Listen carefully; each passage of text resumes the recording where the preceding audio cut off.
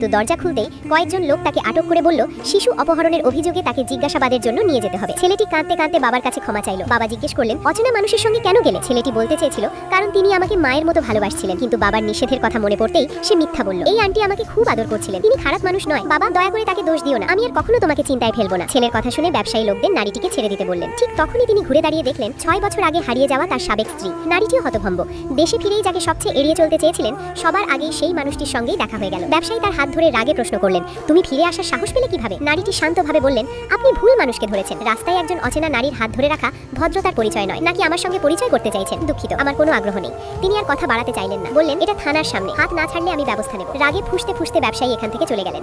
হঠাৎ নারীটির মনে পড়ল তার ছেলে তো এখনো হোটেলে। তিনি ছুটে গেলেন, কিন্তু গিয়ে দেখলেন ছেলেটি ব্যবসায়ীর গাড়িতে বসে আছে। তিনি ভেবেই নিলেন ব্যবসায়ী তার সন্তানকে কেড়ে নিতে এসেছেন। ছেলেকে কোলে নিতে এগোতেই ব্যবসায়ী তাকে থামিয়ে জিজ্ঞেস করলেন তুমি কি করতে চাইছো। নারীটিও পাল্টা বললেন বরং আমি জানতে চাই আপনি কি করতে চাইছেন। তখন ব্যবসায়ী রাগে বললেন 6 বছর আগে তুমি নিজের সন্তানকে ফেলে চলে গিয়েছিলে, এখন আবার ফিরে এসেছো। কিন্তু তিনি জানতেন না 6 বছর আগে নারীটি অকাল প্রসব করেছিলেন এবং 3টি সন্তানের জন্ম দিয়েছিলেন। ডাক্তার বলেছিলেন সবচেয়ে ছোট সন্তানটি বাঁচেনি, আর ব্যবসায়ী কখনোই জানতেন না যে তার আরো 2টি সন্তান রয়েছে। নারীটি বললেন আপনি কি বলছেন, আমি কিছুই বুঝতে পারছি না, সরে দাঁড়ান, ও আমার ছেলে। ব্যবসায়ী তাচ্ছিল্যের হাসি দিয়ে বললেন এই তো একটু আগে বললে আমাকে চেনো না, এখন আবার বলছো ও তোমার ছেলে। আমার সন্তানের এমন মা হতে পারে না। এই কথা বলে তিনি চলে গেলেন। নারীটি পিছু নিতে চাইলে দেহরক্ষীরা তাকে আটকে দিল। কিছুক্ষণ পর তিনি সরাসরি ব্যবসায়ীর অফিসে গিয়ে জবাব চাইলেন। ব্যবসায়ী বললেন ছেলেকে দেখতে চাইলে দেখতে পারো, তবে গত কয়েক বছরের ভরণ পোষণের টাকা আগে দাও, তারপর ভাববো। নারী রাগে হেসে ফেলল।